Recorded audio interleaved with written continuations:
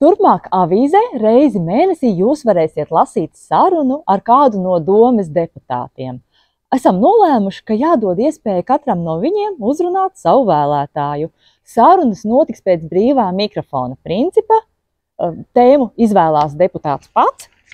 Mēs uzdodam papildu jautājumus. Protams, tas, vai viss izdosies tā, kā esam iecerējuši, būs atkarīgs arī no pašiem deputātiem, tā vai viņi piekritīs runāt ar ausekli.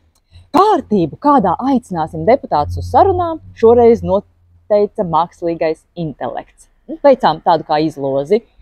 Un ticiet vai nē, mākslīgais intelekts uzskatīja, ka mums pirmais jāuzrunā iepriekšējais Limbažu novada domes priekšsēdētājs Dagnis Straubergs. Ko viņš teica, to varat izlasīt šodien avīzē, tur jūs uzzināsiet arī to, kuru deputātu mēs uzrunāsim nākamo.